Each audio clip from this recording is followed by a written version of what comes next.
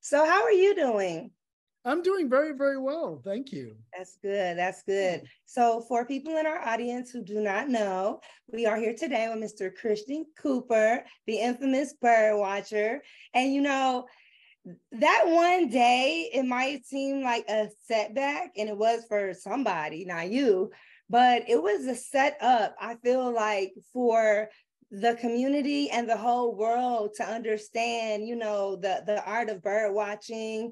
And just, it's been so popularized since then, and your book, it gives a lot of insight, to something we just took for granted. We just take so many things for granted of God's creatures, and like the hummingbirds and all of the birds and their whole purpose and their existence. And we thank you for that. We thank you for that education. No, well, I'm, it's been sort of my mission for a long, long time. One thing I don't talk about a lot in the book, and I should mention the name of the book because that's part of my job now. Yes. The book is Better Living Through Birding. Yes. And I don't talk a lot about it in the book, but I have done over the years, of pretty much all the years, volunteer work in the New York City public schools, getting the kids, out of the sea of concrete and into the nearby green spaces where they have them, and getting them looking at birds and exploring birds. And right. That's something I think we need to do more.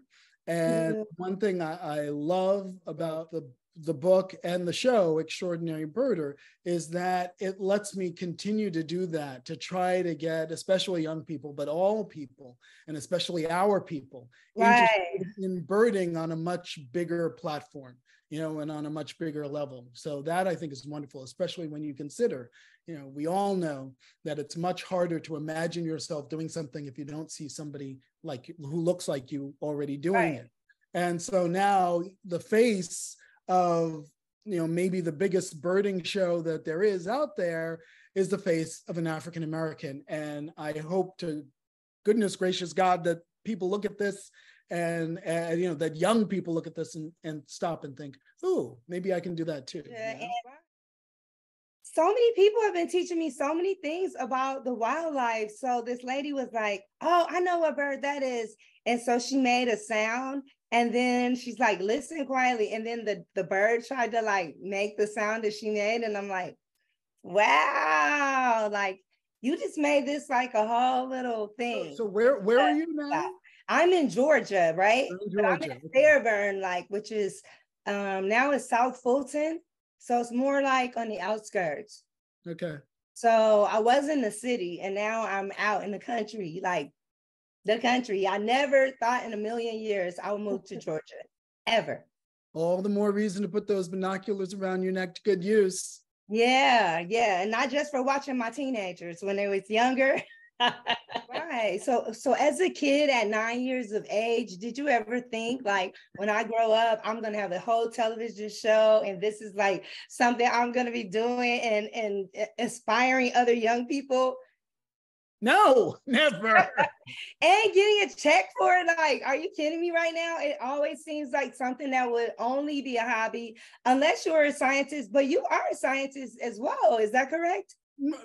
Not a degreed ornithologist. Self-proclaimed scientist. No, I'm any claim I have to science knowledge is all sort of self-educated, having grown up with a science teacher father and, yes, a whole lot out in the field. But I'm not like a degreed ornithologist or anything like that. And I try to use that as one of my strengths in the show, because I try to act as a bridge between those degreed biologists and conservationists and ornithologists and the average person watching the show, and try to translate, and put things into terms that everybody can understand. So I think that's one of my big jobs now, is to communicate, to translate, to facilitate the transmission of information, across lines of race and sexual orientation and gender identity and disability, and just get everything, get it out there. That's one of the things I am loving about the Nat Geo channel, is that there are so many things that people of color are doing. And it's so funny because I had an interview with these new clients and they were rappers, right? And I'm like, and he was a breeder and he breeds Frenchies and some pit bulls and Frenchies. So I said, so have you ever watched the Critter Fixers on the Nat Geo? And he and his friend was like, and they were from Detroit. And he was like, yeah, you know, the other day when we were looking at Nat Geo, I was like, oh, y'all trying to be funny right now? I was like, well, I hope that my little chit chat with you inspire you to look at it, because so many different things. Like the one thing I don't understand is, say when you know better, you do better. Now, growing up in South Central Los Angeles, we had the wires, you know, the like the phone wires. Like back in the day, it was the telephone wire. I don't see the telephone lines anymore, but there were pigeons outside and the kids would take rocks and throw at the pigeons. Like that's all I remember, because my dad spent all this money on these white rocks, and the neighborhood kids would, he's like, oh, if they get him out white rocks to throw them at the pigeons. But I'm like, why do we not enjoy like the beauty of birds? Like, well, you know what? Pigeons, do the birds go in the inner city? But you know what? They at least noticed the pigeon. So that's step one. You know, I know, but they then knew they were there. Rock at him, like, why? Why was that the natural inclination of children? Well, you know, children, that's their thing. You know, they want to provoke a reaction from something. And so if they can get a pigeon to fly on command, they've got a little bit of power as a child, you know, because as a child, you have no power. You know, You were a child, the, you were 9, you took a different route. You were 9 years old. You did not think to get a rock and throw it at these birds. No, I did not. That was not my So route. I'm not buying that a child excuse. But I will say, I used to diss pigeons though. I used to think pigeons were, you know, well, sky rats and all that. And then, you know, somebody got me to really take a look at them. And I was like, oh, wait, they come in all these, like people, they come in all these different colors. You know, most birds, right, they've got like, you know, one color, maybe one for the male, one for the female. Right. There's one color in winter, one color in summer. But pigeons are like people coming in all these different colors, all these different patterns, all these different shades. And that in and of itself is fascinating. And you can explore that and try to figure out why that's happened, why that goes on. Why is the pigeon always fat? Like when they have the little bird. They're not, but you know what? They can look fat. They can look fat. No, in the cartoons, the pigeon is always the big black pigeon. Oh, well, the cartoons, I can't answer that. That's on you. Now you are a writer, and I did not realize that you were a writer. I did not realize you put the Star Wars character in. Like, it's so many levels to you. Oh, well, okay, yeah. I hope. Well, hopefully we all have different levels. I know. It's just so crazy. Oh, we lost Avia. She left the room. Now she came back. So there's so many levels that no one would just look at this person. And I'm so glad that, you know, I'm glad that you were out there bird watching that day. Don't be coming back to tell me to get off, Avion. She's always trying to rap me. That you were out there that day, because this wasn't like your common Joe, your average Joe, you know, that was just being a jerk, saying put this dog on the leash, you know, and all of it turned into like a whole lesson in judging the book by its cover, and you choosing to take the high road. And, you know, one thing I can appreciate about you and handling the situation is they say that if you have an opportunity to like get back at someone in a mean way and you don't take advantage of it, that means that you're over it. It's like, clearly that was not your point to antagonize or to make someone else's life miserable, because you didn't want that happening to you. But it was just the point of the lesson to be learned in how we do or do not have to react to situations that may not have started off favorably for us. We can always turn something bad into good. Well, Jonell, this is the most important thing I'm going to say. Okay. Conversation. Yes, and there is some, you know, something to be said about, you know, mercy, graciousness, whatever, however you want to put it.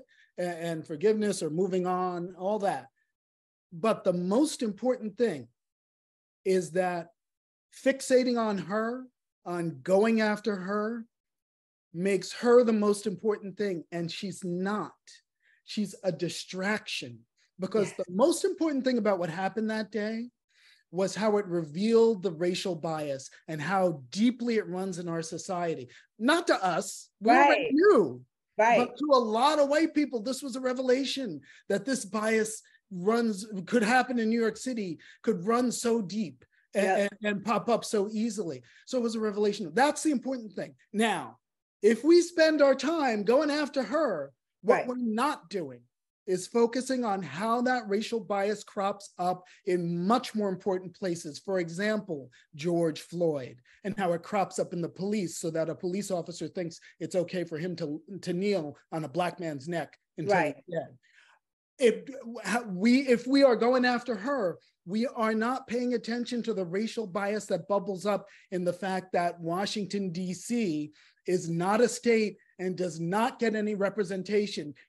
Primarily a Black and brown community, whereas Wyoming, rural and white, with fewer people than DC, gets 2 senators. Vermont, rural and white, with fewer people than DC, gets 2 senators. Washington, DC, with more people than both those states, primarily Black and brown and urban, no representation. That's the kind of racial bias we should keep our eye fixed on and fighting to change, because we have the power to change that if we put our minds to it. If we're high-fiving because we sent that woman in Central Park to jail, meanwhile, the Supreme Court is rolling back affirmative action, we've taken our eyes off the ball. Yep, that is so true. So I applaud you for not contributing to the distractions of this world that keep people not focused on what's important. And it's for that reason that I watch your show on Nat Geo. No, I'm just kidding. I appreciate your time. I appreciate you stopping to talk with us. I hope we do this conversation more often than not often, and not just, for the new season. I want to do it mid-season, the end of the season, when you have things coming out, like, I'm going to have Avion. Yes, the water, Avion. Thank you, Avion.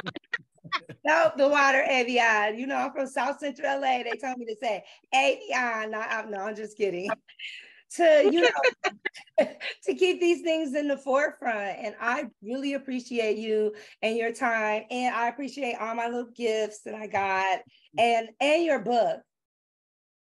So when are you coming to Georgia? Because I'm going to set up a school for you to go over to, an elementary school, so you can go in there and talk to the kids and answer all the little bird questions. I have no idea. They got me. Look, I have no idea. They had me go to Pittsburgh, they had me go to Philly, they had me go down to Baltimore. I don't know where they're going to send me. Yeah, Georgia is just not on that list. Like, you got to change that. Yeah, I'm gonna perpetuate change. Talk to Random House, man. Okay, I'm gonna talk to Random House and tell them November. Sounds good. All right, thank you so much for everything. Okay. All right, Jonell. All right, have a good one. Bye. Bye, Avion. Bye, Avion. Thank you. Yeah. Bye. Thank you. You're welcome. Bye.